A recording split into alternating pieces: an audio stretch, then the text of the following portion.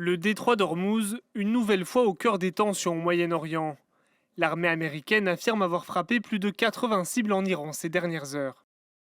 Les forces américaines ont frappé des systèmes de défense aérienne iraniens, des réseaux de commandement et de contrôle, des sites radars côtiers, des capacités de missiles anti-navires et plus de 60 petits bateaux du corps des gardiens de la révolution islamique.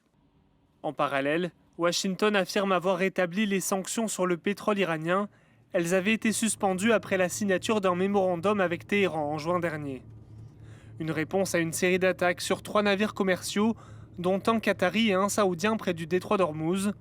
Le Qatar et l'Arabie saoudite attribuent 2 de ces frappes à l'Iran. Téhéran souhaite imposer une seule route le long de ses côtes aux navires qui franchissent le détroit et menace ceux qui choisissent de longer les côtes omanaises plus au sud. Ce mercredi, l'armée iranienne dit refuser toute ingérence américaine dans la gestion du détroit d'Ormuz et promet une réponse écrasante aux dernières frappes menées par les États-Unis. Les gardiens iraniens de la révolution ont effectivement annoncé avoir frappé 85 installations sur des bases militaires des États-Unis, au Koweït et à Bahreïn. Réaction depuis Téhéran, Siavosh Ghazi ce matin. L'Iran a dénoncé une violation du cessez-le-feu par les Américains et a donc visé 85 cibles selon les gardiens de la révolution, 85 cibles dans les bases américaines à Koweït et à Bahreïn. Au Koweït et à Bahreïn.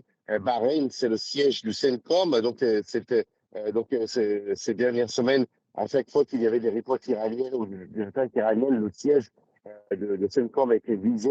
Il s'agit de la plus grande base américaine dans la région qui est chargée d'organiser toutes les opérations américaines dans toute la région et pas seulement dans le Golfe Persique. La riposte iranienne va continuer, si on comprend bien le communiqué qui a été publié par les gardiens de la mission. De son côté, le président du Parlement iranien a affirmé que l'Iran vengera l'assassinat de son leader, l'ayatollah Ali Khamenei. Donc un ton de plus en plus dur de la part de Téhéran. Pas question non plus que l'Iran accepte que les Américains s'immiscent dans la gestion du détroit d'Ormuz.